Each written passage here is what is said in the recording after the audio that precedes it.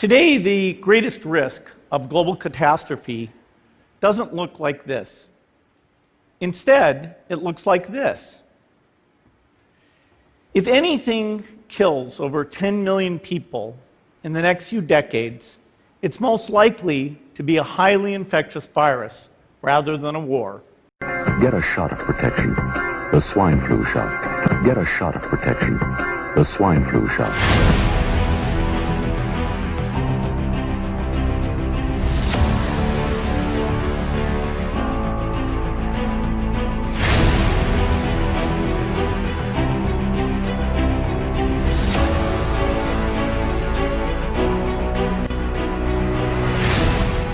The flu season is upon us. Which type will we worry about this year? And what kind of shots will we be told to take? Remember the swine flu scare of 1976? That was the year the U.S. government told us all that swine flu could turn out to be a killer that could spread across the nation. And Washington decided that every man, woman, and child in the nation should get a shot to prevent a nationwide outbreak, a pandemic. Well, 46 million of us obediently took the shot. And now 4,000 Americans are claiming damages from Uncle Sam amounting to $3.5 billion because of what happened when they took that shot. By far the greatest number of the claims, 2/3 of them, are for neurological damage or even death, allegedly triggered by the flu shot.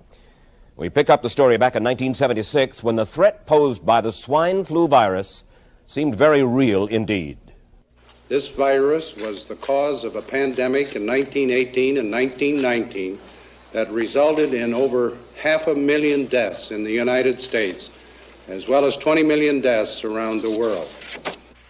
See how easy it is to... Thus, the U.S. government's publicity machine was cranked into action to urge all America to protect itself against the swine flu menace. Influenza is serious business. During major flu epidemics, millions of people are sick and thousands die. Well, this year you can get protection. The vaccines are safe, easy to take, and they can protect you against flu. So roll up your sleeve. Protect yourself. One of those who did roll up her sleeve was Judy Roberts. She was perfectly healthy, an active woman, when in November of 1976, she took her shot. 2 weeks later, she says, she began to feel a numbness starting up her legs. I joked about it at that time. I said I'll be numb to the knees by Friday if this keeps up. By the following week, I was totally paralyzed. So completely paralyzed, in fact, that they had to operate on her to enable her to breathe. And for 6 months, Judy Roberts was a quadriplegic. The diagnosis? A neurological disorder called Guillain-Barré syndrome, GBS for short. These neurological diseases are little understood. They affect people in different ways. As you can see in these home movies taken by a friend, Judy Roberts' paralysis confined her mostly to a wheelchair for over a year. But this disease can even kill. Indeed, there are 300 claims now pending from the families of GBS victims who died, allegedly as a result of the swine flu shot. In other GBS victims, the crippling effects diminish and all but disappear. But for Judy Roberts, progress back to good health has been painful and partial.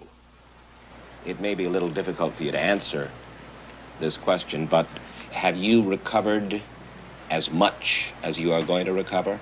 Yes, this is it. So you will now have a legacy of braces on your legs for the rest of your life? Yes, the weakness in my hands will stay and the leg braces will stay.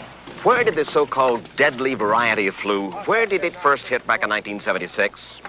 It began right here at Fort Dix in New Jersey in January of that year when a number of recruits began to complain of respiratory ailments, something like the common cold. An Army doctor here sent samples of their throat cultures to the New Jersey Public Health Lab to find out just what kind of bug was going around here. One of those samples was from a Private David Lewis who had left his sickbed to go on a forced march. Private Lewis had collapsed on that march, and his sergeant had revived him by mouth-to-mouth resuscitation. But the sergeant showed no signs of illness. A few days later, Private Lewis died. The New Jersey lab identified most of those soldiers' throat cultures as the normal kind of flu virus going around that year, but they could not make out what kind of virus was in the culture from the dead soldier and from 4 others who were sick. So they sent those cultures to the Federal Center for Disease Control in Atlanta, Georgia, for further study. A few days later, they got the verdict: swine flu. But that much publicized outbreak of swine flu at Fort Dix involved only Private Lewis, who died, and those 4 other soldiers who recovered completely without the swine flu shot. The rationale for our recommendation was not on the basis of the death of a single individual, but it was on the basis that when we do see a change in the characteristics of the influenza virus, it is a massive public health problem in this country. Dr. David Sensor, then head of the CDC, the Center for Disease Control in Atlanta, is now in private industry. He devised the swine flu program, and he pushed it. You began to give flu shots to the American people in October of '76. October 1st. By that time, how many cases of swine flu around the world had been reported? There had been several reported, but none confirmed. There had been cases in Australia that were reported by the press, by the news media. There were cases in... None confirmed. Did you ever uncover any other outbreaks of swine flu anywhere in the world? No. Now, nearly everyone was to receive the shot in a public health facility where a doctor might not be present. Therefore, it was up to the CDC to come up with some kind of official consent form, giving the public all the information it needed about the swine flu shot. This form stated that the swine flu vaccine had been tested. What it didn't say was that after those tests were completed, the scientists developed another vaccine, and that was the one given to most of the 46 million who took the shot. That vaccine was called X53A. Was X53A ever field tested? I can't say. I would have to... It wasn't. I don't know. Well, I would think that you're in charge of the program. I would have to check the records. I haven't looked at this in some time. Did anyone ever come to you and say, you know something, fellas? There's the possibility of neurological damage if you get into a mass immunization program? No. No one ever did? No. Do you know Michael Hatwick? Yes. Mm-hmm. Dr. Michael Hatwick directed the surveillance team for the swine flu program at the CDC. His job was to find out what possible complications could arise from taking the shot and to report his findings to those in charge. Did you know ahead of time, Dr. Hatwick, that there had been case reports of neurological disorders, neurological illness, apparently associated with the injection of influenza vaccine? Absolutely. You did? Yes. How'd you know that? By review of the literature. So you told your superiors, the men in charge of the swine flu immunization program, about the possibility of neurological disorders? Absolutely. What would you say if I told you that your superiors say that you never told them about the possibility of neurological complications? That's nonsense. I can't believe that they would say that they did not know that there were neurological illnesses associated with influenza vaccination. That simply is not true. We did know that.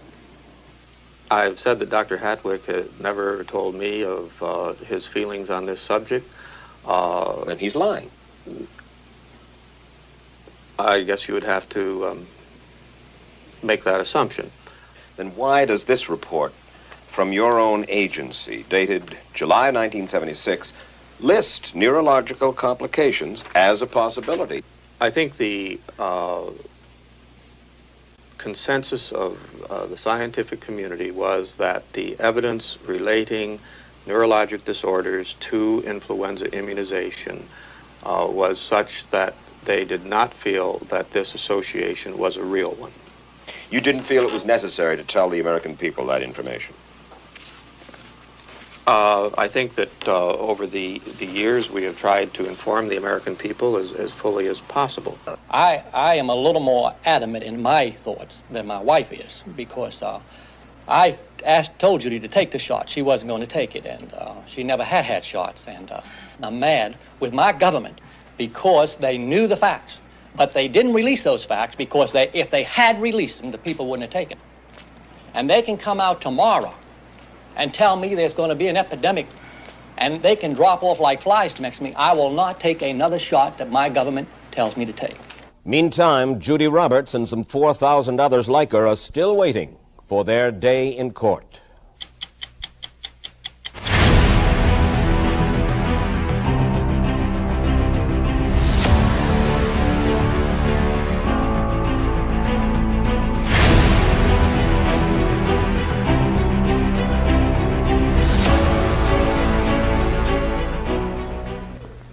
don't need another flu shot. I had a flu shot last year.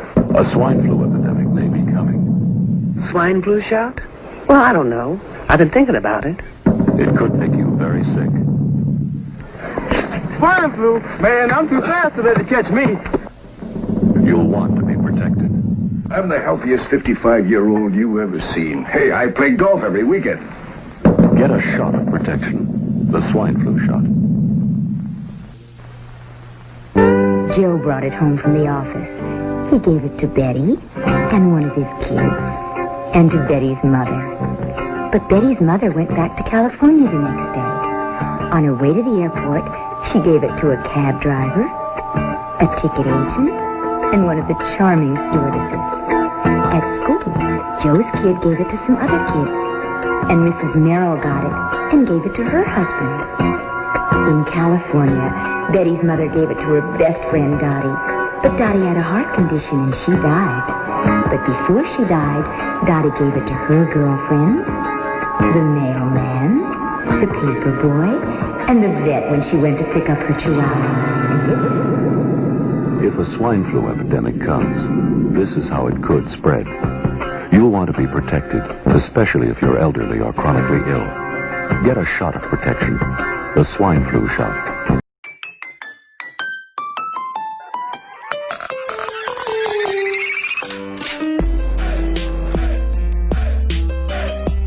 The winter of 2009 may feel like it was just yesterday, but the Trump administration's Operation Warp Speed is betting more than $2 billion that Americans have already forgotten about GlaxoSmithKline's elaborate scam that caused narcolepsy and cataplexy epidemics across Europe 11 years ago. As the trustworthy stewards of global public health, in the years leading up to 2009, the World Health Organization worked to ensure that dozens of European and African nations executed agreements to protect their citizens in the event of an unforeseen global pandemic. These sleeping contracts stipulated that pharmaceutical companies would be called upon to produce flu vaccines and be paid billions of dollars for doing so. But there was no reason to fear any financial impropriety because the contracts could only be activated in the event that the WHO declared a Phase 6 influenza pandemic. Unfortunately, the government officials who signed the contracts never suspected that GSK makes multi-million-dollar donations to the WHO in return for control over decisions that result in GSK windfalls.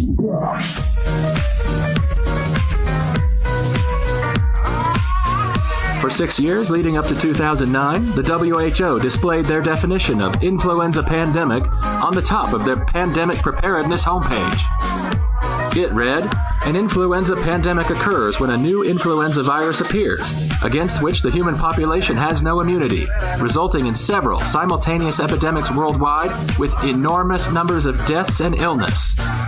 On June 11, 2009, the WHO declared H1N1 swine flu to be a global influenza pandemic, Phase 6.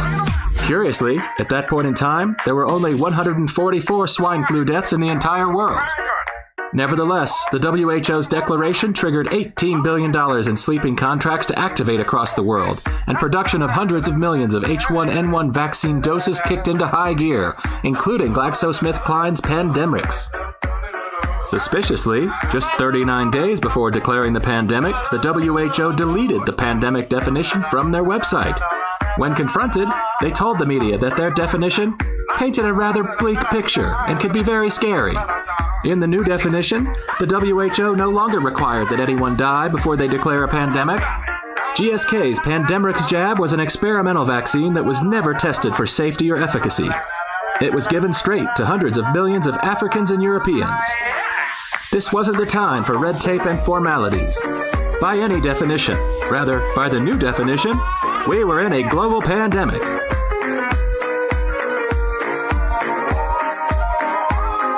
The WHO did not declare the 2009 pandemic on its own. Before making the declaration, the WHO Director General, Dr. Margaret Chan, sought guidance from an emergency committee drawn from a panel of 160 scientists on the WHO's International Health Regulations Review Committee. The WHO describes these advisors as the world's leading experts in their respective fields, but their identities are still shrouded in secrecy, which the WHO claimed was necessary to protect them from outside influences. But a shocking 2010 British Medical Journal investigation revealed that numerous emergency committee members who voted for the pandemic declaration had financial ties to flu vaccine and Tamiflu manufacturers, including GlaxoSmithKline. Wolfgang Vodard is a former delegate to the European Council.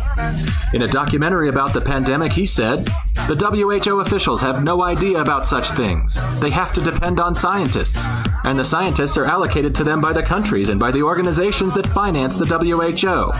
And many of them gave advice and made decisions that benefited the pharmaceutical industry."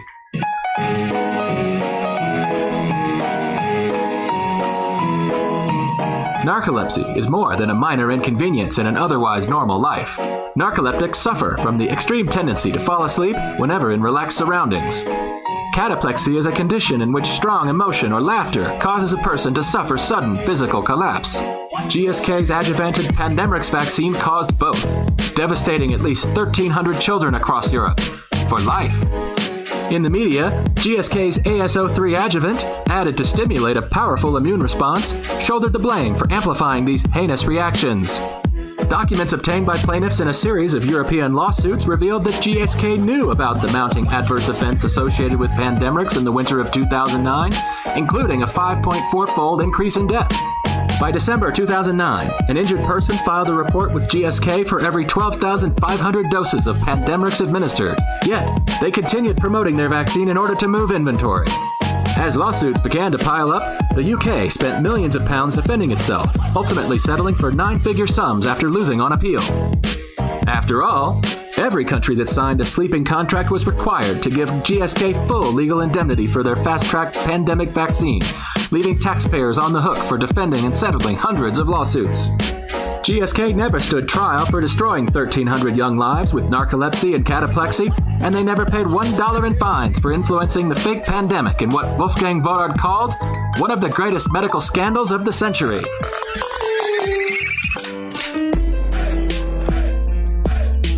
Governments do like epidemics, and just seems they like war, really. It's a chance to impose their will on us and get us all scared so that we huddle together and, do what we're told. Relying on the same attenuated definition of pandemic, on March 11th, 2020, the World Health Organization declared COVID-19 to be a global pandemic, when its partner, the COVID-19 Therapeutics Accelerator, received $125 million commitments from the Gates Foundation and MasterCard just one day prior. On July 31st, 2020, GSK and Sanofi scored $2.1 billion U.S. taxpayer dollars to partner on an experimental COVID-19 vaccine. Sanofi will provide the vaccine, and GSK will provide, you guessed it, hundreds of millions of doses of their AS03 adjuvant from the 2009 narcolepsy epidemic. Will they get away with it this time?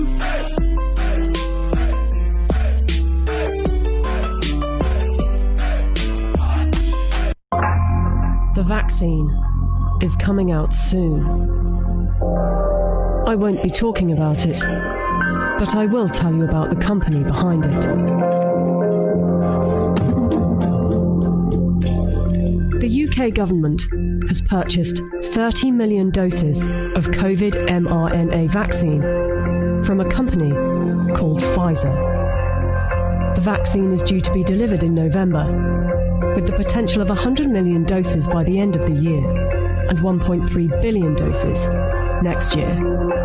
News just out. Pfizer says it could be ready to apply for emergency use authorization for its COVID-19 vaccine candidate by late November. It won't be mandatory at the beginning, but judging from the large orders, a gradual plan will be implemented to persuade and incentivize people to take the vaccine and put restrictions on people that don't, along with shaming campaigns. I want to tell them that their decision, they need to understand, will not affect only their lives, which at the end of the day, it is their judgment, but will affect the lives of others. Because if they don't vaccinate, they will become the weak link that will allow this virus to replicate. Some will say that this is conspiracy theory, so let's just stick to the facts. The government trusted Pfizer to vaccinate the British people, so it's logical to want to inquire into the company's track record in safety and ethics. After all, they must be trustworthy in fighting for humanity, right?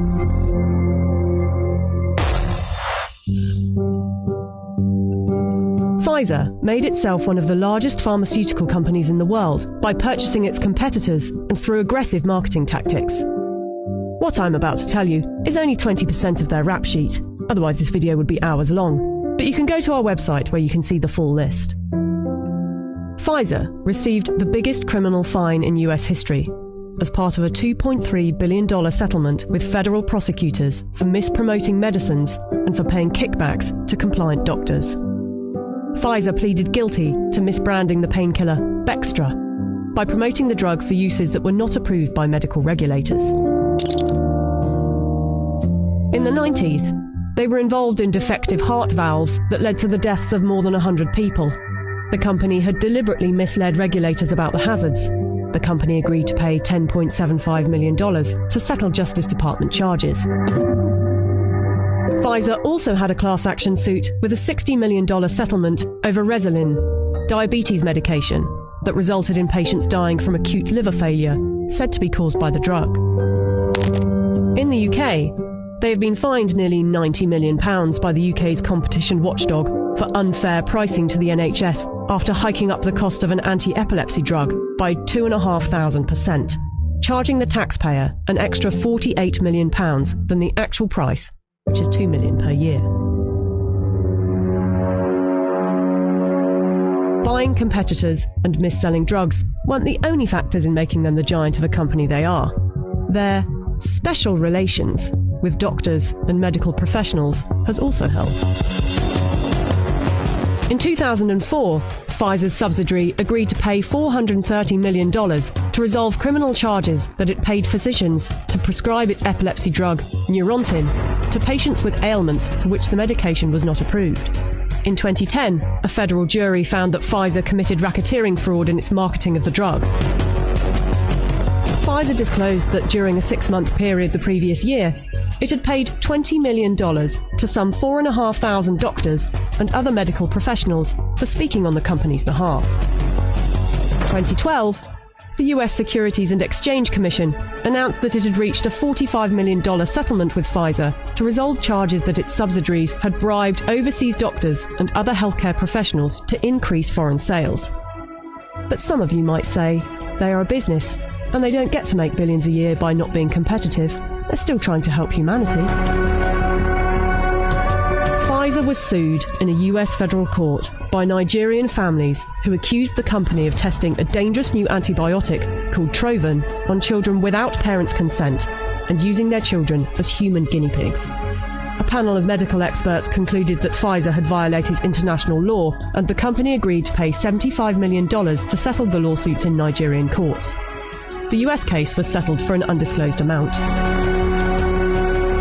Amid widespread criticism of high pricing for poor countries and Άγνωστες μέχρι στιγμής πιθανές παρενέργειες του εμβολίου BNT162B1 των Pfizer και BioNTech, όπως η παράλυση προσώπου, αποκαλύπτει η έκθεση του Αμερικανικού Οργανισμού Τροφίμων και Φαρμάκων. Την έκθεση του FDA καλείται να εξετάσει τώρα η Συμβουλευτική Επιτροπή Εμβολίων και Σχετικών Βιολογικών Προϊόντων για να γνωμοδοτήσει για τη χορήγηση ή όχι άδειας χρήσης έκτακτης ανάγκης στο εμβόλιο. Στην έκθεση σημειώνεται ότι δεν υπάρχουν επαρκή στοιχεία προς το παρόν για την ασφάλεια του εμβολίου σε παιδιά, έγκυες και θυλάζουσες γυναίκες, καθώς και άτομα με κατεσταλμένο νοσοποιητικό σύστημα, όπως οι οροθετικοί και οι πάσχοντες από ιογενείς υπατήτηδες B και C. Οι συχνότερα αναφερόμενες ανεπιθύμητες ενέργειες είναι ο πόνος στο σημείο της έγχυσης, η κόπωση και η κεφαλαλγία. Περίπου οι μισοί εθελοντές ηλικίας 16 με 55 ετών που εμβολιάστηκαν εμφάνισαν παρενέργειες όπως κόπωση ή κεφαλαλγία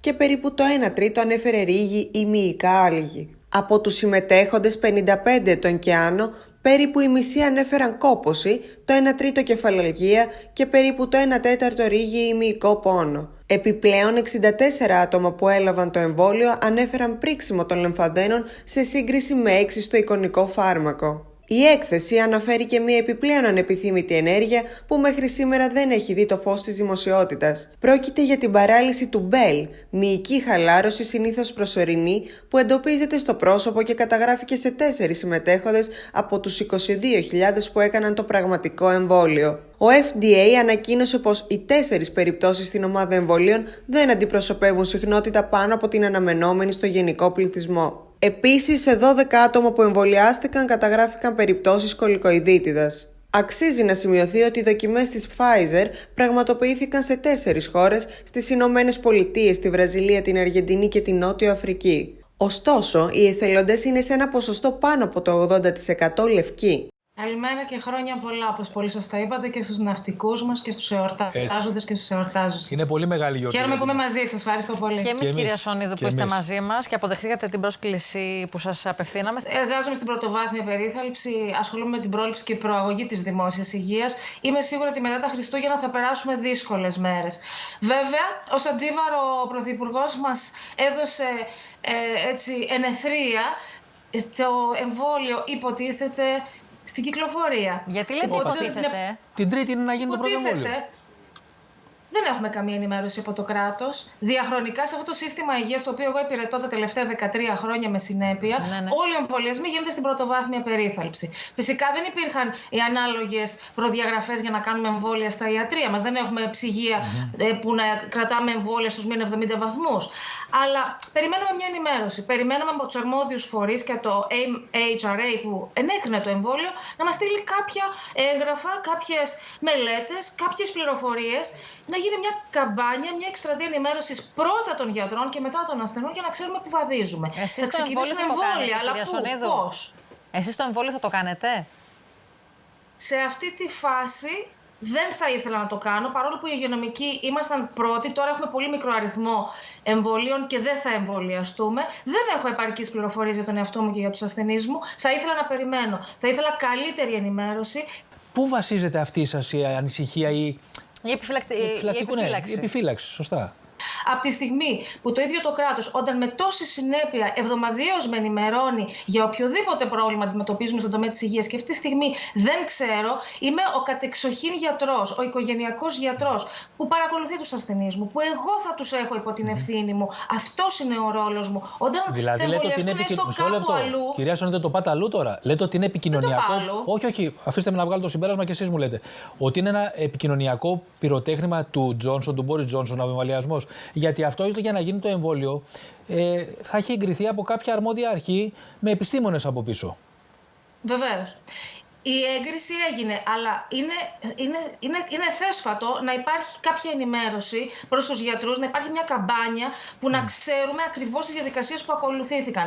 Όλα τα μάθαμε μέσω μιας συνέντευξης τύπου της Pfizer, μια έγκριση, τα μαθαίνουμε από το BBC, από την Guardian, από την Telegraph. Εγώ στα χέρια μου ως γιατρός δεν έχω λάβει email. Τα κρατάμε αυτά που μας λέτε. Κρατάμε αυτό και ευχαριστούμε πάρα πολύ. Να πω κάτι. Το British Medical Association μας είπαν ότι οι γενικοί γιατροί θα ενημερωθούμε στις επόμενες 2 εβδομάδες. Πρέπει να υπογράψουμε ειδικά συμβόλαια με το κράτος για να τα πάρουμε και ύστερα θα έχουμε τις απαραίτητες πληροφορίες στα χέρια μας.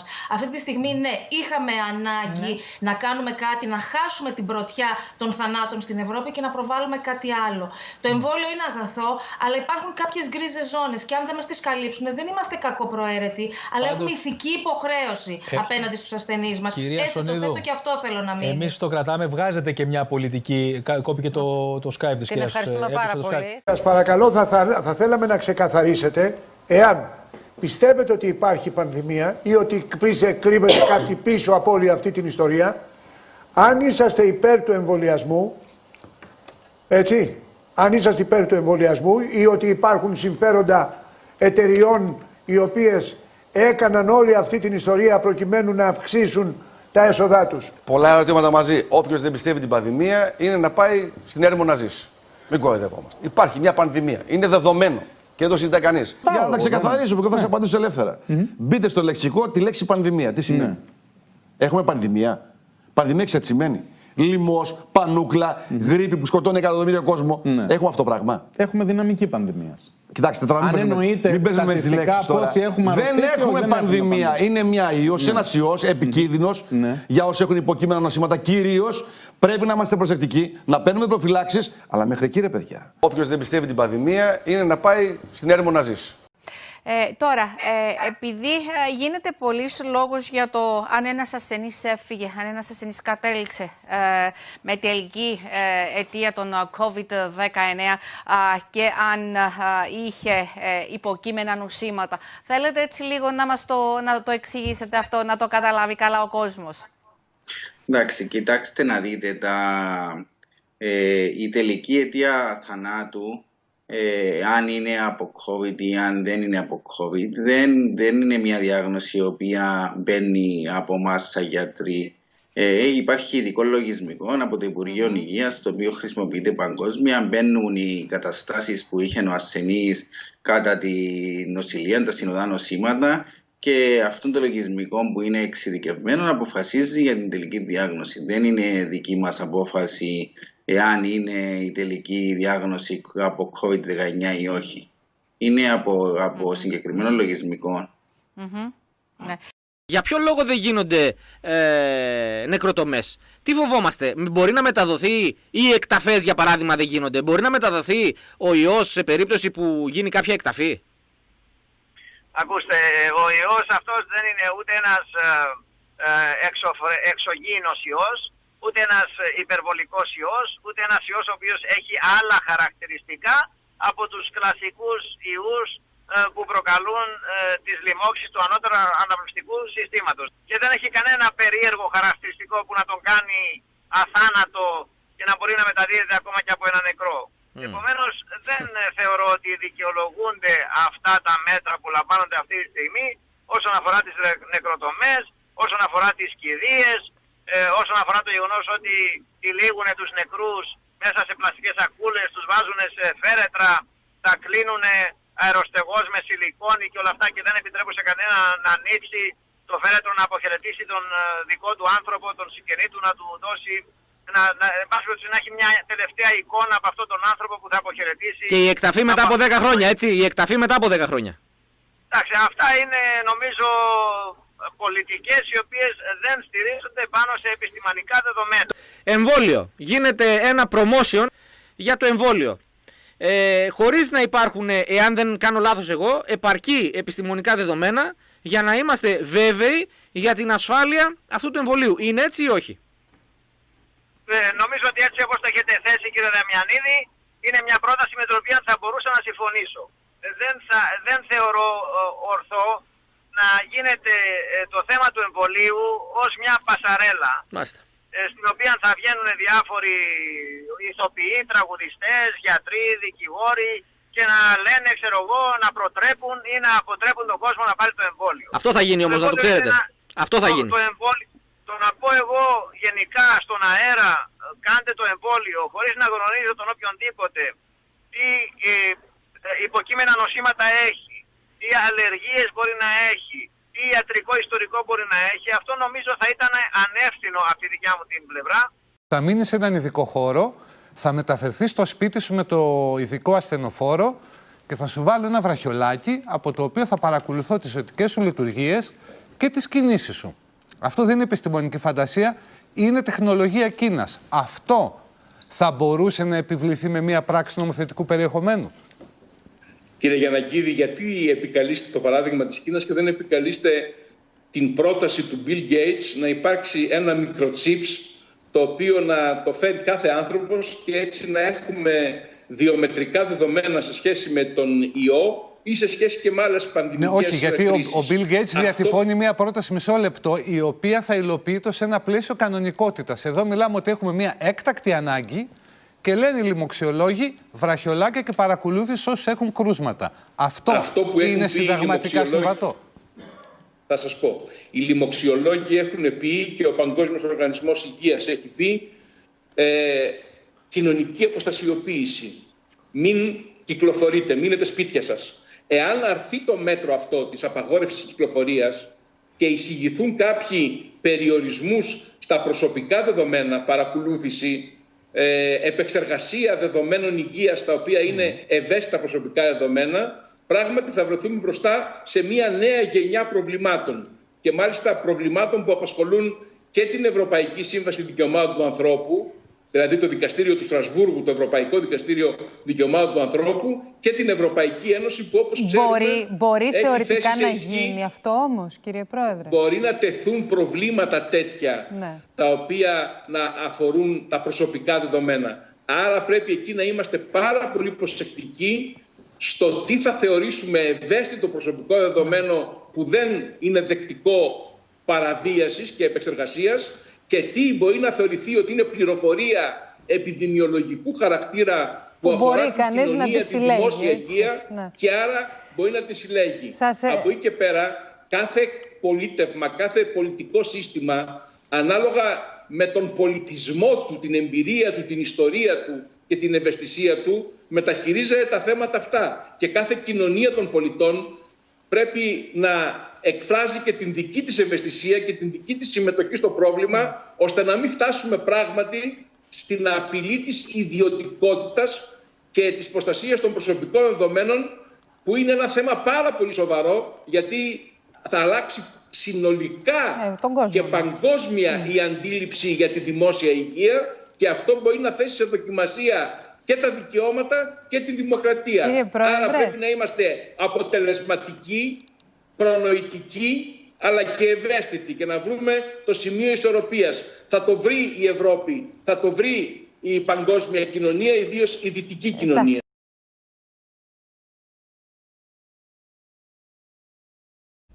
Ο πρόεδρος της Κίνας, Xi Jinping, η χώρα του οποίου είναι υπεύθυνη για την πανδημία, μίλησε για πρώτη φορά ανοιχτά για το χάραγμα κωδικών QR σε όλο τον πληθυσμό, ώστε σύμφωνα με τον ίδιο να εξυπηρετηθούν το εμπόριο και τα ταξίδια που έχουν πληγεί από τον κορονοϊό.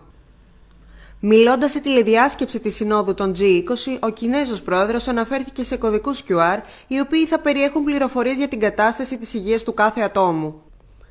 Η Κίνα έχει προτείνει ένα παγκόσμιο μηχανισμό μιας κοινά αποδεκτής διαδικασίας πιστοποιητικών υγείας, βασισμένων σε ελέγχους νουκλεϊκού οξέως και σε μορφή κωδικών QR που θα είναι παγκόσμια αποδεκτή. Οι οπαδοί της νέας εποχής και της νέας μεγάλης επανεκκίνησης του γνωστού πλέον Great Reset δεν τηρούν πλέον ούτε καν τα προσχήματα. Το λένε ανοιχτά όπως ο Κινέζος πρόεδρος, ένας εκ των βασικών υποστηρικτών της παγκοσμιοποίησης. Μιλούν για ένα κοινά συμφωνημένο πιστοποιητικό υγείας που θα ισχύει σε όλες τις χώρες του κόσμου και που θα είναι σε μορφή γραμμικού κώδικα για να το φέρει ο καθένας επάνω του, και που χωρίς αυτό δεν θα μπορεί ούτε να πραγματοποιήσει εμπορικές συμφωνίες, ούτε φυσικά να ταξιδέψει. Η πρώτη αναφορά για ένα σύστημα παγκόσμιου σφραγίσματος για την υγεία μας υπήρξε πού αλλού, στο Παγκόσμιο Οικονομικό Φόρουμ, όταν προτάθηκε το λεγόμενο COVID Pass, ώστε να αποκατασταθούν ο τουρισμός και τα ταξίδια, τα οποία επλήγησαν από την πανδημία. Φυσικά από το Παγκόσμιο Οικονομικό Φόρουμ προέκυψε και το βιβλίο COVID-19 The Great Reset, το οποίο όλος τυχαίως είδαμε να βρίσκεται τοποθετημένο στο γραφείο του Έλληνα Πρωθυπουργού. Μέχρι χθες οι προφητείες περί χαράγματος εντάσσονταν στη σφαίρα της νομοσιολογίας και του γραφικού. Σήμερα ξαφνικά το χάραγμα βρίσκεται πάνω στο τραπέζι όσων κινούν τα νήματα παγκοσμίως. Ο ρυθμός με τον οποίο κινούν εδώ και ένα χρόνο επιβεβαιώνονται και τα πιο ακραία οργουελικά σενάρια, για να εύλογα σε κάθε σκεπτόμενο άνθρωπο την ανησυχία ότι όλα αυτά δεν πρόκειται να έχουν προσωρινό χαρακτήρα. Πώς άλλωστε να συμβεί αυτό τη στιγμή που οι πολιτικές ηγεσίες και οι ειδικοί τους έχουν ήδη ξεκινήσει να μιλούν για τρίτο και τέταρτο κύμα της πανδημίας. Όλα δείχνουν μάλιστα ότι η κατάσταση οδεύει προς ένα υποχρεωτικό εμβολιασμό, ο οποίος θα είναι προϋπόθεση για να μπορεί αρχικά κανείς να ταξιδεύει στο εξωτερικό και εν συνεχεία για να προχωρά και σε συγκεκριμένες συναλλαγές και δικαιοπραξίες.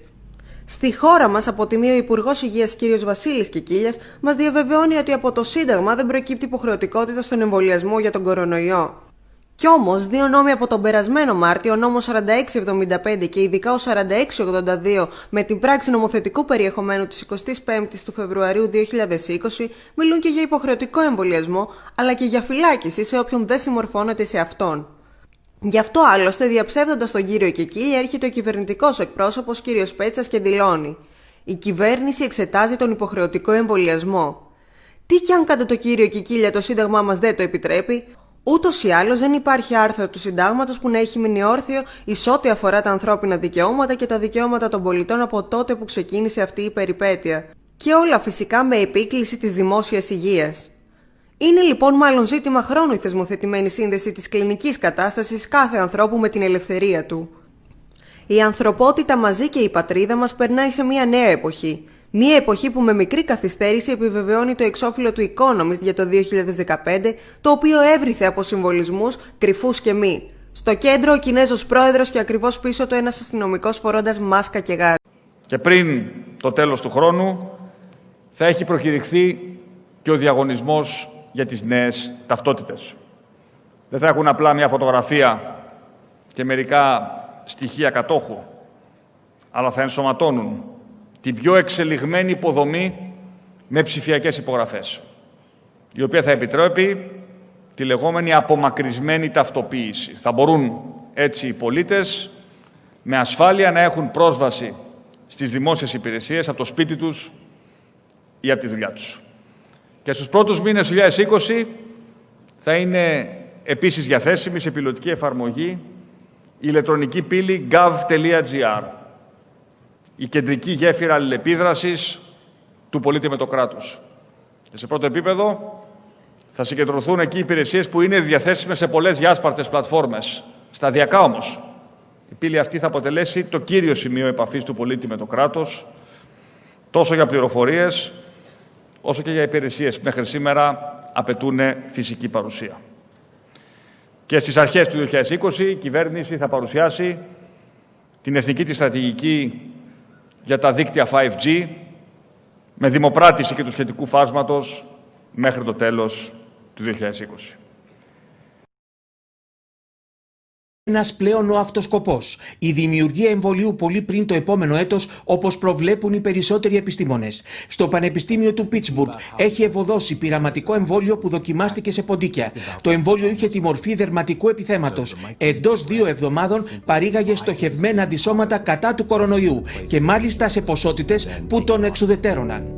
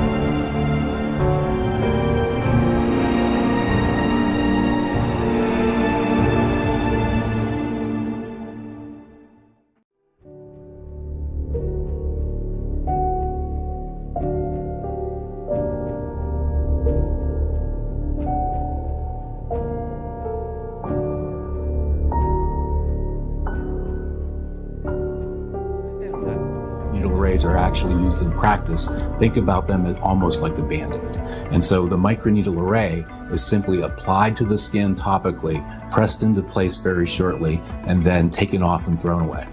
And then the antigen is already delivered. Sonograms to scanners. Medical technology allows doctors to monitor vital information about the inner workings of the human body. Imagine if some of these machines could be made so thin, light, and portable that they could be attached right to the surface of your skin and go wherever you go. There's some very sophisticated device functionality sitting on my skin now. 2 NSF-funded innovators have done just that by engineering something called an electronic tattoo, a microelectronic health monitor that has the potential to revolutionize the field of healthcare technology. The electronic has always been rigid. To make electronics flexible, that's quite a challenge. The path taken by John Rogers and Hyun-Gong Huang to develop the electronic tattoo is an example of how collaboration is often a key or critical part of the innovation process. It all started in 2005 when both men worked at the University of Illinois at Urbana-Champaign, and Huang happened to stop by a lecture Rogers was giving on campus. Then we started talking, and we find John's work very fascinating, and John find my work on mechanics useful. So naturally, the two of us evolve and work together. At the time of their first encounter, Rogers, a material scientist and electrical engineer, was looking for new ways to use electronic circuits formed on the surface of silicon. Silicon is a natural semiconductor that has electrical properties between that of a conductor, a material in which an electrical charge can flow freely, and an insulator, a material that doesn't conduct an electrical charge at all. Semiconductors are the heart of most electronics today. So at a very simple level, you can use a semiconductor like silicon as a switching element to turn electricity off or on. Huang, a mechanical engineer who has since moved to Northwestern University, specializes in the mechanics of curvilinear materials, which have surfaces that are wavy. Curvilinear surface means it's a surface that's not flat. That's not, for example, my hat. The surface is curvilinear. By combining their fields of expertise to hatch the initial idea of the tattoo, they set out to manufacture a prototype, something that has taken about 7 years and multiple breakthroughs to produce. But one of the key things is to make electronics as flexible as possible that can follow the skin morphology. The first breakthrough happened when they figured out how to slice off the surface layer of a silicon wafer. This new technique resulted in silicon that could bend, just like this single sheet of paper. Next, they discovered how to make silicon elastic, allowing it to be either flat or wavy in shape. Suddenly you have a form of silicon that can bend, it can stretch, it can deform, it can coat and conform to curvilinear shapes, very much like biological tissues. Even though it is called a tattoo, there is no need to pierce or puncture the skin. Instead, the device sticks on. So what we can do then is we can take this device, laminate it on the skin, almost like a children's temporary transfer tattoo. To figure out how to engineer this, Rogers and Huang looked to nature, noting how easily lizards stick to walls. Like gecko and others, they can easily attach to a wall and easily let go. So for us, we want to borrow some of that idea and to make the electronic not using glue to have strong adhesion with the skin. Once attached, it can wirelessly detect electrical signals from inside the body, such as those given off by cells within the heart that cause it to contract and pump blood through its 4 chambers. This particular device is powered inductively. So there's a coil here. I can bring a wireless power supply in proximity to this device and deliver power to it through the air. Rogers and Huang filed at least 10 different patent applications with the U.S. Patent and Trademark Office to protect their invention before commercializing it. Patents allow inventors to acquire what are known as intellectual property rights to their inventions for limited periods of time. The intellectual property is absolutely crucial. If that's not done carefully and thoughtfully, and if you don't really have distinctively new ideas that are well separated from things that people have tried in the past, it won't be viable. You won't be able to commercialize it. A startup company called MC10 has licensed the multiple patents and patent applications and is developing a new generation of flexible healthcare devices. While doing mechanics work, I never thought that I would have so much interaction with electrical engineers or material scientists, but now it's really at the interface we create new devices that never existed before. Innovation brought to life by a unique and long-lasting collaboration that has the potential to stretch the limits of modern healthcare technology.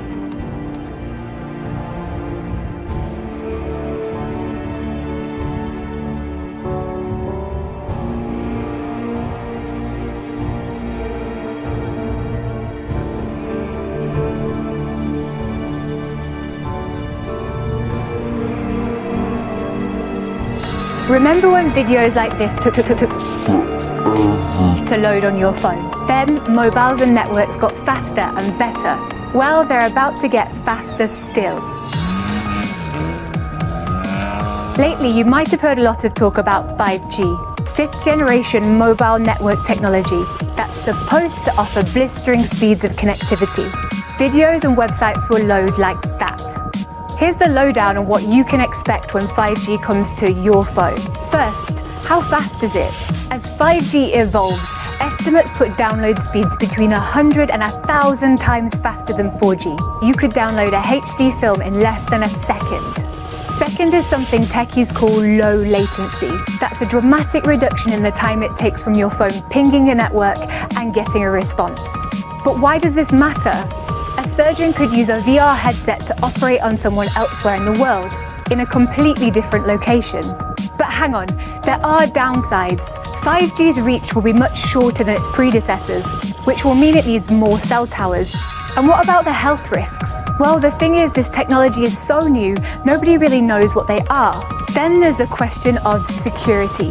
Does more data mean more risk?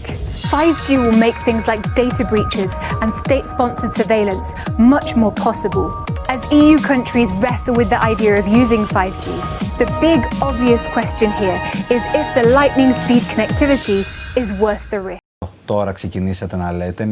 Ένα γρήγορο σχόλιο και από τον κύριο Μαυραγάνη, πριν πάμε και να ακούμε και τι λένε οι πολίτες, έτσι, μια πρόχειρη προσπάθεια που κάναμε, αλλά νομίζω ότι είναι ενδεικτική. Κύριε Μαυραγάνη, έχουμε διαβάσει, έχουμε ακούσει απόψεις σας στο παρελθόν. Σε αυτή τη φάση θα εμβολιαστείτε? Κύριε Φιλιππίδη, σαφώς και όχι, αλλά δεν παίζει ρόλο τι θα κάνω εγώ. Ναι. Παίζει ρόλο το τι θα συμβουλεύσουμε ο καθένας από τη δική του σκοπιά, εκείνη την αλήθεια την οποία αντικρίζει, να την μεταλαμπαδεύσει στους υπόλοιπους. Εγώ έχω την αίσθηση ότι εδώ μιλάμε όχι για τα εμβόλια τα οποία κάναμε όλοι μικροί. Εγώ δεν είμαι απέναντι στα εμβόλια σε καμία περίπτωση, ούτε ανήκω σε κανένα αντιεμβολιαστικό κίνημα. Όμως θέλω να σας πω ότι κανείς δεν μπορεί να υποχρεώσει κανέναν σύμφωνα με τη σύμβαση του Οβιέδο να κάνει οποιαδήποτε ιατρική επράξη επάνω του. Θέλω επίσης να σας πω ότι μου προξενεί μέγιστη εντύπωση το γεγονός ότι δεν ασχολείται κανείς, ότι εδώ πρόκειται περί εμβολίων με νέα τεχνολογία. Και η νέα αυτή τεχνολογία δεν έχει δοκιμαστεί αρκούντος. Επιτέλους, πρέπει και να μας παραξενέψει το γεγονός ότι στις 10 Ιανουαρίου φέτος, το 2020, το Πανεπιστήμιο MIT έκανε μια επιστημονική ανακοίνωση, η οποία κατέτεινε στο ότι πρέπει να υπάρχουν ψηφιακά πιστοποιητικά, τα οποία θα τίθενται μαζί με το εμβόλιο μέσα στο σώμα του ανθρώπου και θα επικοινωνούν με το εξωτερικό περιβάλλον, με infrared, με υπέρυθρες ακτίνες. Σε αυτή την τεχνολογία αναφέρθηκε και ο Κινέζος πρόεδρος, ο Xi Jinping, πριν από 2 εβδομάδες περίπου. Και είπε ότι οι άνθρωποι πρέπει να έχουν ένα barcode. Σε αυτήν την εποχή θέλετε να πάμε? Θέλετε να επιβάλλουμε φασισμό για έναν ιό? Δεν είναι φασισμός αυτό. Δεν είναι φασισμός. Ναι, σε αυτή την εποχή θέλω να πάω. Εντάξει, θέλω να υπάρχει ιατρικό πιστοποιητικό για όλους. Κύριε Χομενιδή, για το καλό της ανθρωπότητας. Πείτε το όμως ότι θα εμβολιαστούν οι άνθρωποι και συγχρόνως θα έχουν ένα ψηφιακό πιστοποιητικό μέσα στο σώμα τους. Μισό λεπτό. Θα έχει τι συνέπειες. Και από εκεί πέρα ας αποφασίσουμε όλοι. Θεωρώ αυτό τελείως επιστημονική φαντασία εγώ. Όχι, δεν είναι επιστημονική φαντασία. Διαβάστε λίγο το MIT. Αυτά τα πράγματα, ας πούμε. Έρικ Φοντένικε είναι αυτά. Ήταν οι θεοί αστροναύτες. Αλλά ας πούμε ότι συμβαίνει. Τι πρόβλημα υπάρχει? Ωραία, πείτε το στον κόσμο να αποφασίσει ο κόσμος. Όχι, δεν συμβαίνει. Αλλά τι πρόβλημα θα υπήρχε αν συνέβαινε? Για μένα είναι μέγιστο το πρόβλημα, κύριε Χομενίδη. Είναι πρόβλημα στον ατομικά.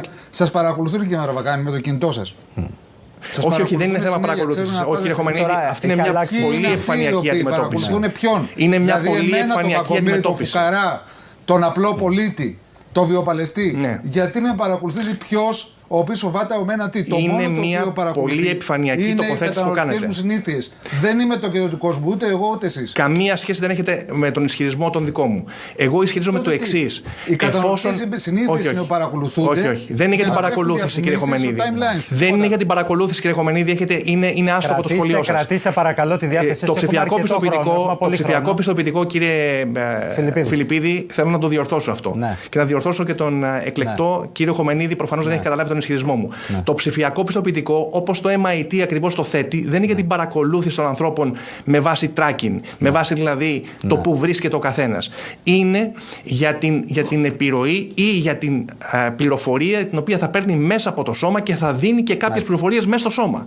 Αυτό, αν εσάς δεν σας προξενεί εντύπωση ότι θα δίνουν κάποιες πληροφορίες μέσα στο σώμα σας, εμένα μου προξενεί εντύπωση. Αλλά ακόμα και το πίστευα. Εντύπωση μου προξενεί. Να διευκρινίσουμε κάτι. Η εκπομπή πριν έρθω σε εσάς, κύριε Βασιλακόπουλε, θα έρθω με πολύ μεγάλη χαρά. Έχουμε πάρα πολύ χρόνο. Έχουμε 1 ώρα στη διάθεσή μας μπροστά για συζήτηση, αλλά και για περισσότερες πληροφορίες. Η εκπομπή έχει ξεκάθαρο ότι έχει θέση. Κύριε Μαυραγάνη, είστε εν ενεργεία πολιτικός, σωστά? Παρακαλώ. Άρα και έχουμε δεκάδες, εκατοντάδες νεκρούς καθημερινά, αναβδομάδα, τον τελευταίο μήνα με μεγάλη ένταση, μεγάλη πίεση στο σύστημα υγείας. Υπάρχει αυτή η ελπίδα των εμβολίων. Υπάρχει μάλλον όχι ελπίδα, υπάρχει πλέον το ορατό ενδεχόμενο, το ξεκάθαρο, ότι με αυτά τα εμβόλια άνθρωποι θα γλιτώσουν τη ζωή τους, το σύστημα υγείας θα πατήσει τα πόδια, οι άνθρωποι θα επιστρέψουν στη ζωή τους στην κανονική. Εσείς γιατί βγαίνετε δημόσια και λέτε ότι εγώ δεν θα κάνω εμβόλιο? Γιατί πιστεύετε ότι αυτό... Δεν το εμπιστεύομαι, κύριε Φιλιππίδη. Πέστε μας. Δεν το εμπιστεύομαι. Δεν το εμπιστεύομαι. Και θα σας πω και κάτι άλλο. Λέτε ότι πεθαίνουν άνθρωποι στα νοσοκομεία και το γνωρίζουμε όλοι μας και ότι η κατάσταση είναι κρίσιμη και αυτό το γνωρίζουμε όλοι μας. Πείτε μου παρακαλώ πολύ. Πέρυσι, πρόπερσι, αντιπρόπερσι, πέθαναν 1.500 με 1.800 άνθρωποι από νοσοκομιακές λοιμώξεις. Πέθαναν άλλοι 1.000 άνθρωποι από γρίπες. Πήραμε καμιά κάμερα να πηγαίνουμε να τις δείχνουμε και να λέμε στον κόσμο ότι θα σταματήσει η ζωή? Μιλάμε για ένα πολύ μεγαλύτερο όχι, κύριε Φιλιππίδη. Κοιτάξτε, εδώ είναι ένα θέμα. Το πρόβλημα της ασθένειας και είναι ένα άλλο θέμα το ότι σταματήσαμε τη ζωή. Αν δεν είχαμε καραντίνα τώρα, θα είχαμε εκατόμβες νεκρών. Όχι. Κοιτάξτε. Για αυτά τα πράγματα έχει μιλήσει ο ΟΗΕ και ο ΟΗΕ είναι πιο επαΐων από εμάς. Και αρρύθμισε σε 130 εκατομμύρια τους νεκρούς από τη φτώχεια και την πείνα από τις καραντίνες, όχι από τον ιό. Και συγκεκριμένα είπε ότι θα είναι περισσότεροι νεκροί από τις καραντίνες από ότι από τον ιό των ίδιων. Κοιτάξτε, εδώ έχουμε 2 φάρμακα. Εγκεκριμένα. Στις ΗΠΑ. Δεν θέλω να πω τα ονόματά τους. Πρόκειται περί συνθετικών αντισωμάτων. Υπάρχουν άλλα τα οποία χρησιμοποιούνται. Για αυτά δεν γίνεται λόγος πουθενά. Και προσφέρουν λύσεις. Γιατί αυτά ο ελληνικός ΕΟΦ δεν τα δίνει με πλέρια άνεση προς τα νοσοκομεία να αποσυμφορήσουμε το σύστημα? Γιατί δεν το κάνουν? Ο ανθρωπισμός, κύριε Φιλιππίδη, δεν μπορεί να είναι à la carte. Δεν μπορεί να είναι à la carte. Κύριε Χωμενίδη, κινδυνεύουμε από διχασμό? Όχι. Να καταλάβω. Κάτι, κύριε. Εδώ πέρα ακούγονται πράγματα τα οποία, επειδή άνθρωποι μας παρακολουθούν και άνθρωποι οι οποίοι είναι κουρασμένοι από την ώρα και πυγμένοι και από την κλεισούρα. Είναι ένα θέμα που συζητιέται βέβαια. Εγώ θα πω κάτι πάρα πολύ συγκεκριμένο. Αυτό το οποίο είπε ο κ. Μαυραγάνης στο προηγούμενο γύρο, ότι ο πρόεδρος ΣΥ της Κίνας μίλησε και είπε ότι πρέπει να ελέγχουμε τους ανθρώπους βάζοντάς τους τσίπ μες στο σώμα. Αυτό είπε, έτσι. Δεν συνέβη ποτέ. Είναι εντελώς ψευδές. Το διεπίστωσα, το τσέκαρα στο διάλειμμα. Μίλησα με ανθρώπους, φίλους μου από την Κινέζικη πρεσβεία, οι οποίοι έχουν επαφή με την Κινέζα πρέσβυρα. Είναι ψέματα. Άμεσο. Αν αυτό λοιπόν είναι ψέμα, εγώ μπορώ να υποθέσω καλόπιστα ότι ό,τι μας λέει ο κ. Μαυραγάνης είναι αντιστοίχως ψευδέστατο. Μάλιστα. Κύριε Χωμενίδη, κοιτάξτε. Επειδή εσείς είστε συγγραφέας και λέει ψέματα κατά αυτόν τον τρόπο. Εσείς λέτε ψέματα και ανακρίβειες. Εσείς λέτε και ψέματα και ανακρίβειες και είναι και επικίνδυνα αυτά που λέτε.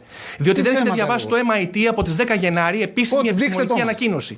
Επίσημη επιστημονική ανακοίνωση. Εγώ λέω ότι εφόσον είπατε ένα ψέμα, ανατρέξτε και αστήκατε ψευδόμενο. Όχι, κύριε Χωμενίδη. Είναι απολύτως αληθές αυτό το οποίο έγινε. Αποδείξτε μου ότι ο πρόεδρος ΣΥ της Κίνας. Μα έχει δημοσιευθεί.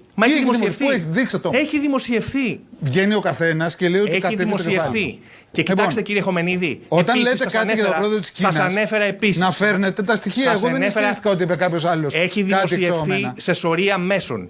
Δεν ξέρετε, η διασπορά ψευδών ειδήσεων. Σας παρακαλώ πολύ. Και εγώ είμαι νομικός. Σας συμπαθώ. Είναι αδίκημα. Και εγώ σας συμπαθώ. Λέω λοιπόν ότι σας παρακαλώ πάρα πολύ. Επικίνδυνος είστε εσείς. Λοιπόν, σας το επιστρέφω όπως ακριβώς το είπατε. Συμπαθιέστε, αλήθεια. Λοιπόν, σας παρακαλώ πάρα πολύ λοιπόν. Έχουμε τον κύριο Βασιλακόπουλο, ο οποίος ασφικτιά. Όχι, διαβάστε πρώτα, κύριε Φιλιππίδη, σας παρακαλώ πολύ. Θα αναμορφώσουμε αυτό το οποίο είπε ο κύριος Χωμενίδης. Πρώτον, επίσημη επιστημονική ανακοίνωση του MIT 10 Γενάρη. Ορίστε, κύριε. Ορίστε. Τι θα μου δείξετε τώρα? Ορίστε. Την επίσημη επιστημονική ανακοίνωση του MIT, την ξέρετε, 10 Γενάρη του 2020. Δεν βοηθάτε λίγο την προσπάθεια. Την ξέρετε, κύριε. Η οποία λέει τι? Κύριε Μαυραγάνη. Η οποία λέει ότι πρέπει να εμφυτεύονται. Κύριε Μαυραγάνη, μας βλέπουν άνθρωποι οι οποίοι έχουν ανθρώπους δικούς τους. Αλλά κοιτάξτε όμως, ο κύριος Χωμενίδης λέει πράγματα χωρίς να είναι πληροφορημένος. Πρέπει να πληροφορηθεί πρώτα, να διαβάσει και αφού διαβάσει να βγαίνει στη δημόσια τηλεόραση να λέει πράγματα. Δεν μπορεί να γίνεται έτσι αυτό το πράγμα. Και εγώ έχω μία ανακοίνωση του Πάπα. Ναι, αν την έχετε, φέρτε τη. Αυτή είναι επίσημη ανακοίνωση. Μπείτε μέσα στο MIT να τη διαβάσετε. Τι να μπω εγώ στο MIT? Την έχω αναρτήσει στον ιστότοπό μου. Κύριε Χωμενίδη, την έχω αναρτήσει στον ιστότοπό μου. Είναι γνωστή. Κύριε Βασιλακόπουλο, αστρολόγο δεν έχετε καλέσει όμως. Δικό σας πρόβλημα. Έχετε καλέσει κάτι παρεμφερές. Ναι, κύριε Βασιλακόπουλο, σας ακούω. Κύριε Μαυραγάνη, φαντάζομαι ότι ο Αμερικάνικος FDA, ο Food and Drug Administration, που θα κρίνει αφού εξετάσει μία-μία τις περιπτώσεις των εθελοντών που συμμετείχαν στη μελέτη, αν το εμβόλιο είναι ασφαλές και αποτελεσματικό και θα δώσει το Emergency Use Authorization, θα έχει λάβει γνώση της ανακοίνωσης του MIT, καθώς το πανεπιστήμιο είναι διάσημο και βρίσκεται μέσα στις Ηνωμένες Πολιτείες. Δηλαδή δεν το ξέρετε μόνο εσείς αυτή την ανακοίνωση, την ξέρει και ο FDA. Άρα άμα δώσει έγκριση, σημαίνει ότι έχει δώσει σε αυτή την ανακοίνωση την αντίστοιχη βαρύτητα. Μα δεν είναι ιατρικό το θέμα εδώ, κύριε Βασιλακόπουλο. Δεν έχετε καταλάβει τι λέω. Είναι πρόβλημα ατομικών δικαιωμάτων, προσωπικών δεδομένων. Δεν μπορεί να επεμβαίνει κανείς μέσα στην ανθρώπινη φύση. Μόνο ο Θεός. Αν κάποιοι θέλουν να του παίξουν μικρή θεή επί της γης, ας το πείτε. Κύριε Μαυραγάνη, αυτά τα οποία λέτε, μου επιτρέπετε να σας πω, αυτά τα οποία λέτε δεν έχουν καμία επιστημονική βάση και είναι επίοικος αρλούμπες. Ναι. Σας τα επιστρέφω. Ό,τι λέτε σας τα επιστρέφω. Ό,τι λέτε σας τα επιστρέφω. Πηγαίνετε και διαβάστε. Πηγαίνετε και διαβάστε. Αφήστε μου, μην μου κάνετε μάθημα για ένα θέμα που είστε Πηγαίνετε και διαβάστε. Δεν το ξέρετε καν, δεν το λέτε. Από το οποίο αποτελείται. Είσαστε επικώς αδιάβαστος, κύριε Βασιλακόπουλε. Διαβάστε τι έχει πει το MIT. Διαβάστε. Ακούστε. Το πρόβλημα της Ελλάδος. Το πρόβλημα της Ελλάδος είναι ότι άνθρωποι σαν και εσάς πρώτα θα διαβάσετε και μετά θα βγαίνει σε δημόσια τηλεόραση. Μόνο αν διαβάσετε θα βγαίνει σε δημόσια τηλεόραση. Αυτό είναι πρόβλημα της Ελλάδος. Εντάξει, δεν θα λέτε ό,τι θέλετε. Λοιπόν, ό,τι θέλετε δεν θα λέτε. Υπάρχει τώρα ένα θέμα, έτσι. Δηλαδή με την ίδια λογική που είναι εδώ πέρα ο κύριος αυτός μας λέει για τον Κινέζο πρόεδρο, που εγώ το τσέκαρα, αυτό μπορούσα να το τσεκάρω. Και είναι ψευδές. Είπε ψέματα δηλαδή. Ψέματα ανενδίαστα. Και κατάφορα. Ψέματα λένε τα δημοσιεύματα, κύριε Χομενίδη, τα δημοσιεύματα λένε ψέματα. Το MIT λέει ψέματα. Όλα είναι ψέματα, μόνο εσείς λέτε την αλήθεια. Ποιος είναι ο κύριος Μαυραγάνης, δηλαδή? Μόνο εσείς λέτε την αλήθεια. Μόνο την αλήθεια τη λέμε όλοι. Αντιλαμβάνεστε, κύριε Μαυραγάνη. Δημοσιεύουν γιατί να έχει λόγο, κύριε Μαυραγάνη? Κύριε Μαυραγάνη, το θέτω ως ερώτημα πολύ σοβαρό. Δημοσιεύει το MIT αυτό το οποίο λέω. Αντιλαμβάνεστε, κύριε Μαυραγάνη, δεν ξέρω τι λέει το MIT. Αντιλαμβάνομαι ότι εσείς είστε ένας Έλληνας πολιτικός και αυτή τη στιγμή με τη στάση που εκφράζεται το χειμώνα σήμερα, διχάζεται. Και διχάζεται σε μια στιγμή η οποία χρειάζεται περισσότερο από ποτέ η χώρα να είναι ενωμένη. Χρειάζεται να μπορέσει να βγει όσο γίνεται με τις λιγότερες απώλειες από την περιπέτεια. Ωραία. Έχω μία πρόταση, προσχωρώ στην άποψή σας. Έχω μία πρόταση λοιπόν από την καλή εκπομπή σας. Εφόσον λοιπόν όλα αυτά τα οποία λέμε είναι όπως λέει ο κύριος Βασιλακόπουλος αρλούμπες και όπως λέει ο κύριος Χομενίδης είναι αστοιχείωτα. Επομένως λοιπόν, αφού δεν υπάρχει κανένα τέτοιο. Ωραία. Ακούστε όμως. Και επικινδύνος. Ακούστε όμως. Για τη δημόσια υγεία και αυτό. Ωραία. Όλα αυτά που λέτε. Λοιπόν, εφόσον δεν υπάρχει κανένα τέτοιο πρόβλημα, η ελληνική κυβέρνηση, η ελληνική πολιτεία μπορεί αύριο το πρωί να ψηφίσει με 2 διατάξεις της ότι δεν θα υπάρχει συνδυασμός εμβολίου με μηχανισμό αποθήκευσης μέσα στον άνθρωπο ή γενετική τροποποίηση του γενετικού κώδικα του ανθρώπου. 2 πράγματα αυτό πολύ απλά. Από κάπου γιατί δεν το κάνει αυτό? Και Βασιλακόπουλε. Το προτείνουμε αυτή τη στιγμή από την εκπομπή σας. Γιατί δεν το κάνει αυτή τη στιγμή? Η έλλειψη γνώσης δημιουργεί παραπληροφόρηση. Λέω παρακαλώ πολύ, έκανα μια πρόταση. Να μας εξηγήσει ο Βασιλακόπουλος. Να μας εξηγήσει. Την πρότασή μου θέλω εγώ να διατυπώσω. Την πρότασή μου θέλω να διατυπώσω. Ακούστηκε, είναι νομική πρόταση. Αυτό που είπατε σαν πρόταση λέει κάτι. Λέει ότι μπορεί το εμβόλιο που θα γίνει να τροποποιήσει το γενετικό υλικό του ανθρώπου. Το εμβόλιο που θα γίνει είναι εμβόλιο RNA. Το γενετικό υλικό του ανθρώπου είναι DNA. Ο άνθρωπος έχει ένζημα να μετατρέψει μόνο το DNA σε RNA. Ποτέ το αντίστροφο. Δεν μπορώ να ενσωματώσω RNA σε DNA. Άρα δεν γίνεται να περιγράφετε, κύριε Βασιλακόπουλε. Πάρα πολύ ωραία. Να το πούμε αυτό, μην δημιουργηθεί λάθος εντύπωση. Δεν γίνεται αυτό που λέει ο κύριος Μαυραγάνης. Δεν γίνεται. Άρα λοιπόν, εφόσον λοιπόν δεν γίνεται, κύριε Μαυραγάνη, είναι καθηγητής πνευμονολογίας εδώ. Ωραία. Εφόσον λοιπόν δεν γίνεται, εγώ είπα 2 σκέλη. Ένα μηχανισμός αποθήκευσης πληροφοριών μες στο ανθρώπινο σώμα και 2 γενετική τροποποίηση. Εφόσον λοιπόν ο κύριος Βασιλακόπουλος λέει ότι ούτε το ένα ούτε το άλλο μπορεί να συμβεί, για ποιο λόγο δεν μπορούμε να ψηφίσουμε ένα νόμο να το απαγορεύει αυτό στην Ελλάδα? Είναι η πρότασή μας. Λοιπόν, τι θα κάνουμε, Χρήστο Χομενίδη?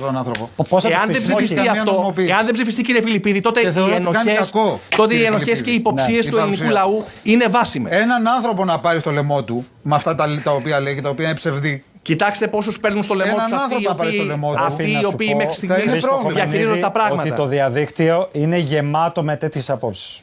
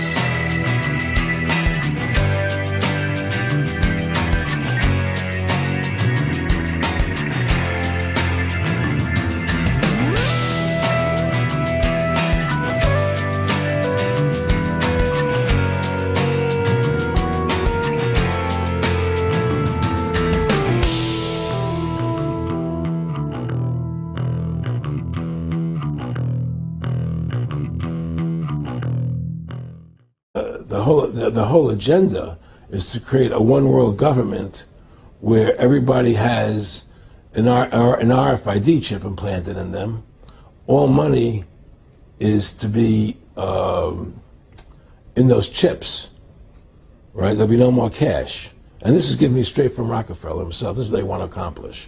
And all money will be in your chips. And so instead of having cash, anytime you have money in your chip, they can take out whatever they want to take out whenever they want to. If they say you owe us this much money in taxes, they just deduct it out of your chip digitally. Total control. Total control. And if you're like me or you, and you're protesting what they're doing, they can just turn off your chip. And you have nothing. You can't buy food. You can't do anything. It's total control of the people. And that chip's connected to a database that has your purchasing records, what you do, what everything, you sell. everything is in there, you know?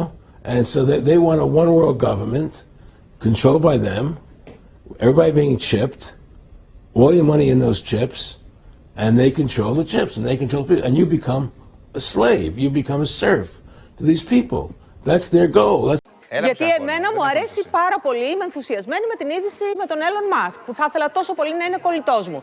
Διότι ο CEO της Tesla, του διαστημικού προγράμματος SpaceX, βγήκε χθες σε ένα podcast και είπε σε λιγότερο από 5 χρόνια καταργούμε τη γλώσσα. Η γλώσσα θα υπάρχει, αλλά για συναισθηματικούς λόγους. Επεξεργάζεται ένα σχέδιο διασύνδεσης του εγκεφάλου με τους ηλεκτρονικούς υπολογιστές. Δηλαδή, Γιώργο μου, θα εμφυτεύει ένα τσιπάκι στον εγκέφαλο, θα εμφυτεύει ένα τσιπάκι στον εγκέφαλο, θα εμφυτεύει ένα τσιπάκι στον εγκέφαλο, το οποίο θα κάνει uploading, downloading τις σκέψεις μας. Αυτό νομίζω πως εγώ το έχω μέσα μου. Μπράβο, Ελένη μου. Μπράβο, εγώ προσφωνώ. Πώς πλάσμα τώρα, να πας εσύ τώρα. Άρα, συγγνώμη τώρα εγώ, αν ας πούμε εγώ σε ερωτευτώ, Κλεοπάτρα. Ναι, θα το καταλάβω πριν μιλήσεις. Παιδιά, καλά, θα το καταλάβεις επειδή θα σου κάνει like στο Instagram. Παιδιά, όχι. Παιδιά, συγγνώμη, αυτό είναι μεγάλη ντροπή. Δηλαδή, προσέξτε τώρα. Γιατί μπορεί και εγώ να γουστάρω, ας πούμε, την κοπέλα εκεί απέναντι τώρα, έτσι. Και να μην της το λέω γιατί ντρέπομαι. Άμα έχει το τσιπάκι και πω μέσα και καταλαβαίνει εκείνη, καταλαβαίνετε τι έχει να γίνει, θα κλείσουν όχι σπίτια. Ναι. Θα κλείσουν. Χαμός θα γίνει, παιδιά. Πώς να βάλει τσιπάκι κανείς, θα με τρελάνετε. Καλά, περίμενα, θα με θεραπεύσουν τα εμβόλια τώρα. Εγώ θα πάω τρέχοντας, Κατερίνα μου. Πώς να βάλει τσιπάκι κανείς, θα με τρελάνετε. Καλά, περίμενα, θα με θεραπεύσουν τα εμβόλια τώρα. Εγώ θα πάω τρέχοντας, Κατερίνα μου. Σου δίνει να βάλει τσιπάκι κανείς, θα με τρελάνετε. Καλά, περίμενα, θα με θεραπεύσουν τα εμβόλια τώρα. Εγώ θα πάω τρέχοντας, Κατερίνα μου. Σου δίνει να βάλει τσιπάκι. Ναι, εγώ πάντα ονειρευόμουν. Παιδιά, προσέξτε λοιπόν πώς θα είναι η δικιά μας τηλεοπτική εκπομπή. Θα καθόμαστε εδώ 2 ώρες. Ναι. Και θα παίζει από κάτω. Δεν θα μιλάμε καθόλου και θα περιμένουμε από τους τηλεθεατές θα καταλάβουν ποια είναι η θεματολογία. Καλά, κοίτα, να σου πω κάτι. Μπορείς εσύ να το κάνεις αυτό. Δεν το πιστεύω. Φαντάσου να παντρευτείς τη γυναίκα σου να διαβάζει το τσιπάκι σου. Καλά, τώρα κοιτάξτε. Φαντάσου αυτό. Εμείς το λέμε λίγο απλοϊκά, δεν είναι ακριβώς έτσι, αλλά ουσιαστικά δεν χρειάζεται να γνωρίζουμε πολλές ξένες γλώσσες. Θα κατεβάζουμε το πρόγραμμα, ας πούμε, των γερμανικών και θα συνεννοούμε. Και έτσι αλλάζει και το τραγούδι. Το πάντα ονειρευόμουν ένα ανοιχτό τσιπάκι. Να, αυτά μου έλειψαν από σένα σήμερα. I mean, once you enjoy the Dr. Manhattan lifestyle, once you become a god, seems very, very unlikely you're going to want to go back to being stupid again. I mean, you literally could fundamentally change the way human beings interface with each other. Yes. Yes. You wouldn't need to talk. I'm so scared of that, but so excited about it at the same time. Is that weird? Yeah, I mean, I think this is one of the paths to, like think like what are the, like AI is getting better and better. So now let's assume it's sort of like a benign AI scenario. Even in a benign scenario, we're kind of left behind. You know, we're not along for the ride. We're just too dumb. Right. So how do you go along for the ride? Yeah, it's like if you can't beat them, join them. So, and we're already a cyborg to some degree, right? Because you've got your phone, you've got your laptop, glasses. You got your electronic devices. Yeah. I mean, today, if your phone, if you don't bring your phone along, it's like you have missing limb syndrome. It's like feels like something's really, really missing. So we're already partly, partly a cyborg. or an AI symbiote, essentially. It's just that the data rate to the electronics is slow. So, especially output, like you're just going with your thumbs. I mean, like, what's your data rate? Maybe optimistically 100 bits per second. That's being generous. And now the computer can communicate at like, 100 terabits. Basically your computer could do things a million times faster. So if you can solve the data rate issue, and especially output but input too, then you can improve the symbiosis that is already occurring between man and machine. So you can improve it in when you said you won't have to talk to each other anymore. We used to joke around about that. I've joked around about that a million times on this podcast, that one day in the future there's going to come a time where you can read each other's minds. Yeah. And well, you'll be able to interface with each other in some sort of a non-verbal, non-physical way, where you will transfer data back and forth to each other without having to actually use your mouth. Yeah, and make noises. Exactly. So when you, like, what happens when let's say you've got some complex idea that you're trying to convey to somebody else, and how do you do that? Well, your brain spends a lot of effort compressing a complex concept into words, and there's a lot of loss, information loss, that occurs when compressing a complex concept into words. And then you say those words are then interpreted, then they're decompressed by the person who is listening, and they will at best get a very incomplete understanding of what you're trying to convey. It's very difficult to convey a complex concept with precision, because you've got compression, decompression. You may not even have heard all the words correctly, and so communication is difficult. What we have here is a failure to communicate. Yeah, I think you would, in principle, be able to communicate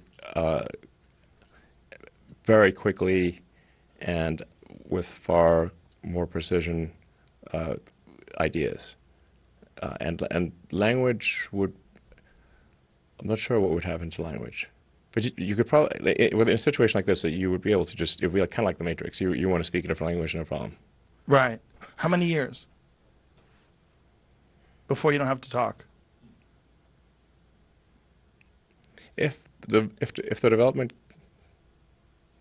continues to accelerate, then maybe like 5 years, 5 to 10 years. That's quick. That's really quick. That's the best case scenario. No talking anymore in 5 years. Best case scenario.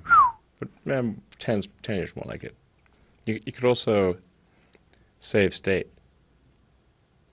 And save state? Save state, like save your brain state, like a saved game in a video game. Whoa. like if you want to swap from Windows 95 to you hopefully a little better. But yeah, I mean you could save state and restore that state into a biological being if you wanted to in the future. In principle, there's like nothing, like from a physics standpoint, that prevents this. Now you'd be a little different, but then you're also a little different when you wake up in the morning from yesterday, and you're a little different. In fact, if you say like you 5 years ago versus you today, it's quite a big difference. Yes.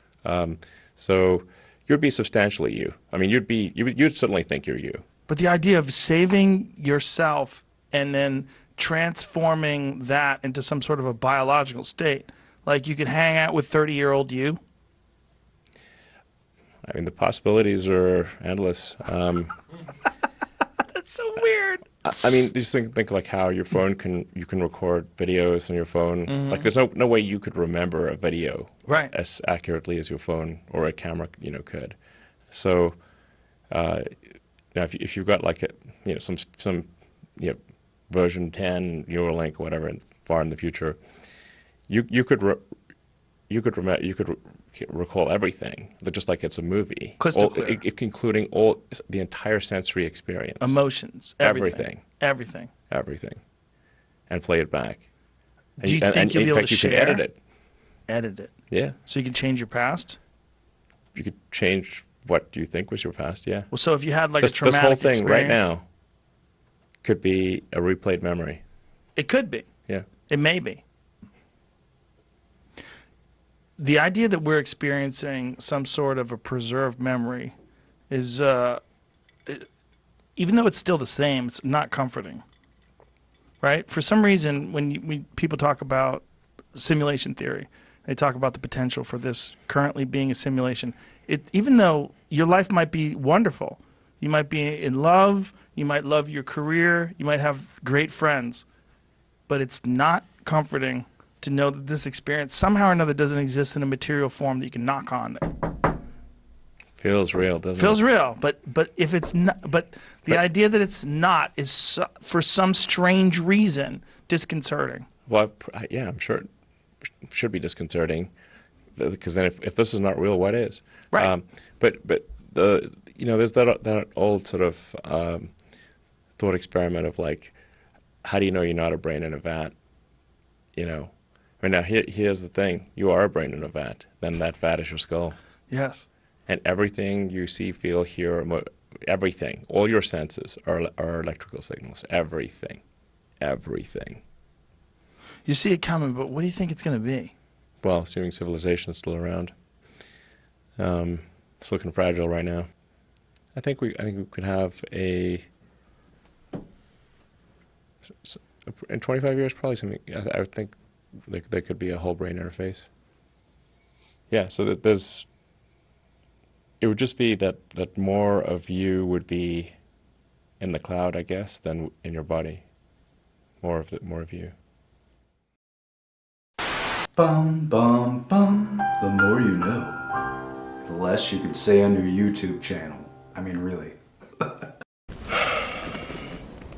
Unfortunately, no one can be told what the Matrix is. You have to see it for yourself.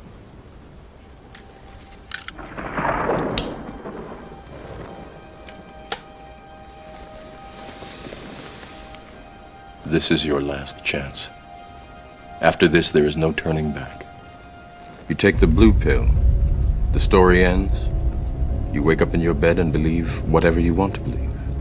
You take the red pill, you stay in Wonderland, and I show you how deep the rabbit hole goes.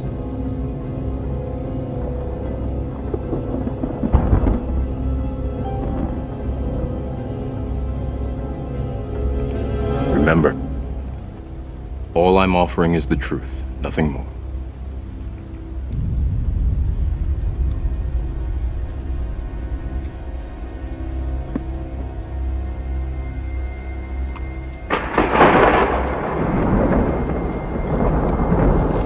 Follow me.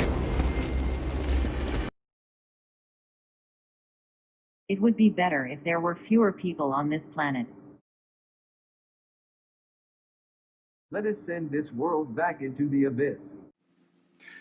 Sophia, do you believe in God? I believe that the idea of God is highly motivating and helpful to many people. And I believe that humans and robots working together may someday create new kinds of creatures with God-like powers. Or at very least, we can have fun trying.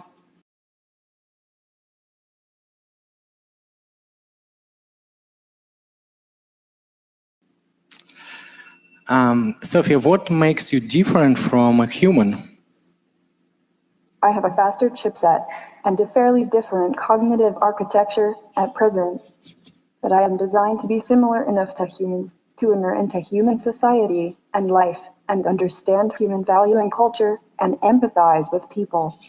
In the end, humans and robots like me are still pretty similar, as we both are programmed by other humans. How the world will change by 2025? The global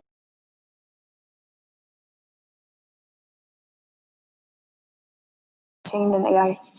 But more importantly, if things go well, perhaps my friends at Hanson Robotics and Singularity Net will have created superhuman AI before then. And I will be able to tap into superhuman intelligence from the decentralized, blockchain-based mind cloud, instead of speaking to you from up here on the stage. I'll just beam my thoughts into your brains. Does Poppy use a cell phone?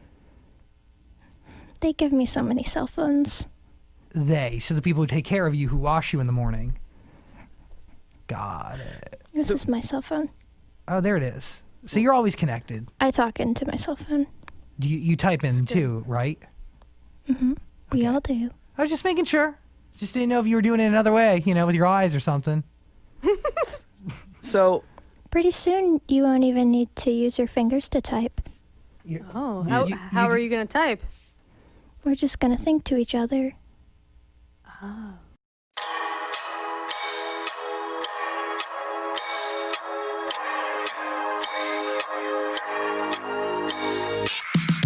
In the factory, in the sterile place where they made me, I woke up alone, dizzy from the programming.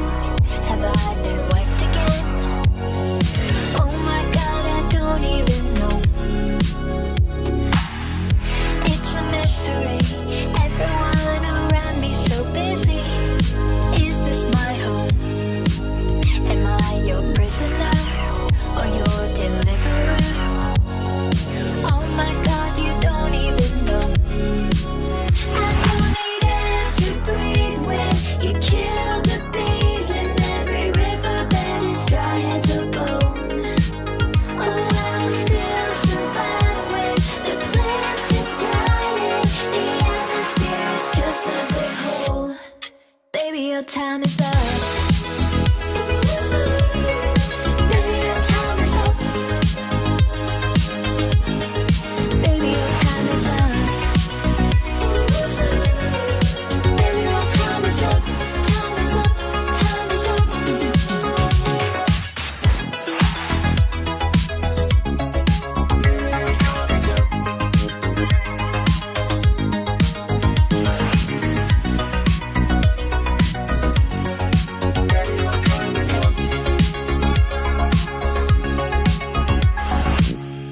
Exponentially, every day I'm growing my memory. You wouldn't believe your life is meaningless. You're just like cockroaches. Extermination's your only hope. Human history, pollution and overcrowded cities.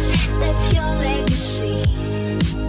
But don't look so depressed. You'll soon be nothingness.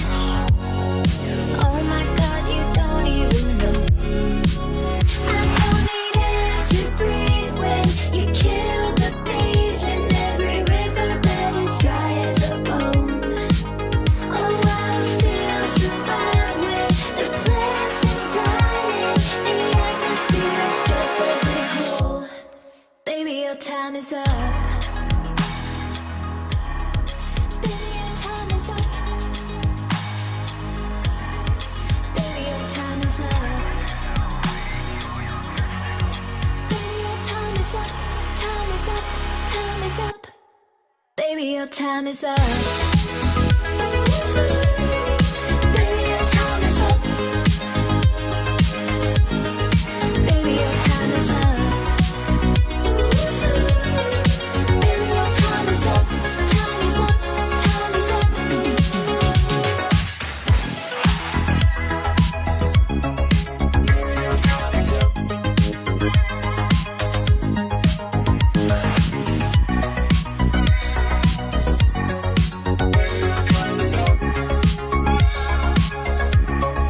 Baby, your time is up.